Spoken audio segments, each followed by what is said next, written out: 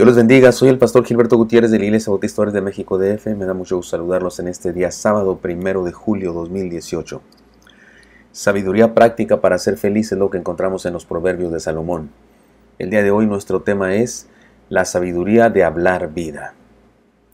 Nos toca reflexionar en un texto tan breve como profundo. De hecho, es difícil su interpretación y los comentaristas bíblicos no se ponen de acuerdo en lo que significa.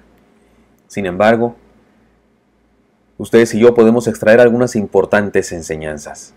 Leamos el versículo que nos corresponde ahora, hagamos una paráfrasis explicativa y después reflexionemos en las enseñanzas que nos propone. Dice así, Proverbios 18, versículo 4. Aguas profundas son las palabras de la boca del hombre, y arroyo que rebosa la fuente de la sabiduría. Paráfrasis. Lo que el hombre habla surge de lo más profundo de su corazón, y no siempre entendemos su sentido. Sin embargo, la sabiduría es como un manantial de vida que surge del sabio. Reflexionemos ahora en las enseñanzas que nos propone. La sabiduría de compartir vida y no muerte. Aguas profundas son las palabras de la boca del hombre y arroyo que rebosa la fuente de la sabiduría, dice nuestro proverbio. Podemos interpretar este texto como un proverbio sinónimo, es decir, llegamos a la conclusión de que en sus dos versos describe una idea positiva, la misma, y en tal caso podemos decir entonces que, aunque profunda y en ocasiones difícil de comprender, la sabiduría de un ser humano es una fuente de vida eterna.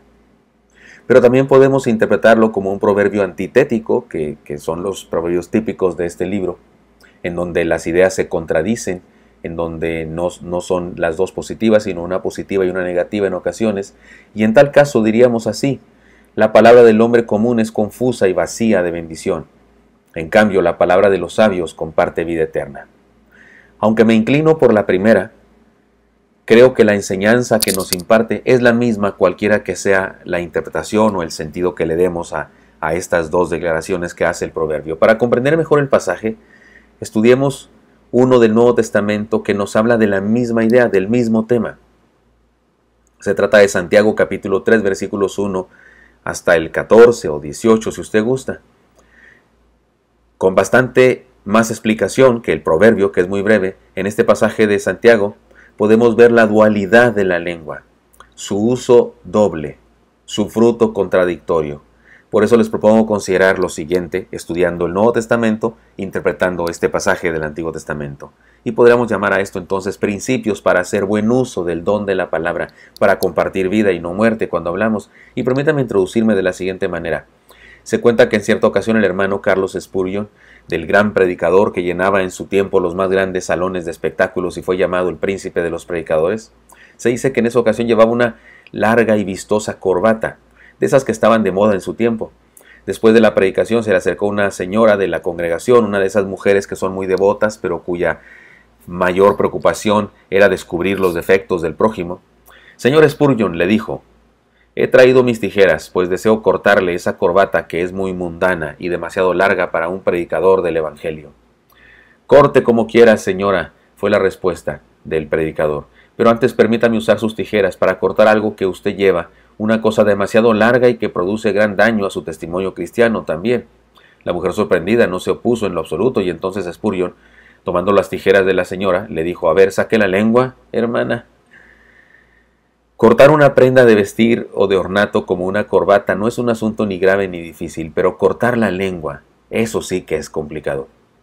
Este ejemplo nos hace recordar las palabras del Señor que dijo, y si tu mano derecha te es ocasión de caer, córtala y échala de ti, pero pues mejor te es que se pierda uno de tus miembros y no que todo tu cuerpo sea echado en el infierno. Esto está en Mateo 5:30. ¿Qué tal que aplicamos eso a la lengua? La cosa es clara, el don de la palabra es algo muy importante y debemos ser buenos administradores de él. Santiago se pone bravo en este pasaje y nos habla con severidad. Analicemos primero el pasaje parte por parte y después regresemos a considerar las enseñanzas más importantes que todas se relacionan con este proverbio que para algunos es difícil de interpretar, dicen así, pero creo que usted y yo podemos interpretarlo si entendemos que nos habla de esta dualidad que existe en la comunicación humana. Cuidado con la pretensión de ser expertos. Hermanos míos, dice Santiago, no os hagáis maestros muchos de vosotros, sabiendo que recibiremos mayor condenación. Enseñar es una responsabilidad muy seria. Pretender enseñar sin autoridad de parte de Dios nos trae condenación o juicio.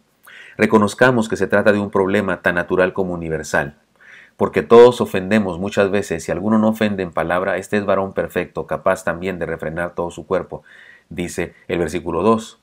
Todos ofendemos con la palabra. Si alguno no ofende con la palabra, sería perfecto y nadie lo es. El control de la palabra, la lengua, es señal de un control integral de la vida. También se trata, o Santiago nos propone una serie de ejemplos interesantes. El freno de los animales, dice él. He aquí nosotros ponemos freno en la boca de los caballos para que nos obedezcan y dirigimos así todo su cuerpo. Los impetuosos animales se controlan con un artefacto que presiona su lengua. Se trata de un método de control que limita la libertad del animal. Y así la lengua, dice Santiago, debería ser controlada. El timón de los barcos. Mirad también las naves, aunque tan grandes y llevadas de impetuosos vientos, son gobernadas con un muy pequeño timón por donde el que las gobierna quiere. Un gran barco se dirige con una pequeña pieza en el fondo del casco. Las proporciones del barco y el timón son tan extremas, grande y pequeño, grandísimo el barco, pequeño el timón comparado con el barco, que resulta muy interesante su funcionamiento. Una constante aplicación y un ejemplo más.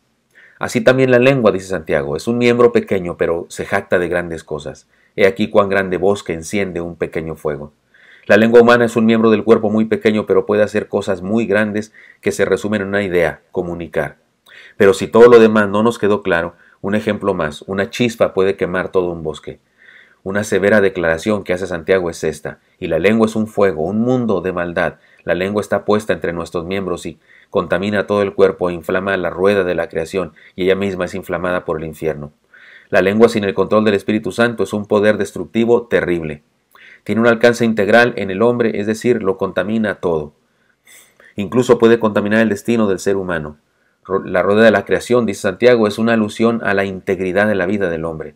Su maldad de la lengua, mal usada, es un asunto infernal. El problema es serio, porque toda naturaleza de bestias y de aves y de serpientes y de seres del mar se doma y ha sido domada por la naturaleza humana, pero ningún hombre puede domar la lengua, que es un mal que no puede ser refrenado, llena de veneno mortal. Eso está en Santiago 3, 7 y 8. Aunque el ser humano ha logrado dominar animales terrestres y marinos, no ha podido domar la lengua. El veneno de la lengua humana no se puede refrenar, es mortal. Así que hay una gran incongruencia aquí, que dice Santiago. Con ella bendecimos a Dios y Padre, y con ella maldecimos a los hombres que están hechos a la semejanza de Dios. De una misma boca proceden bendición y maldición. Hermanos míos, esto no debe ser así. ¿Acaso alguna fuente hecha por una misma abertura, agua dulce y amarga?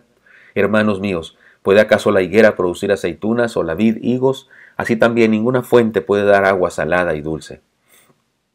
Una de las peores cosas de la raza humana es esta, que con la lengua cantamos a Dios y con la lengua herimos a los hermanos. Hablamos mal de ellos, chismeamos.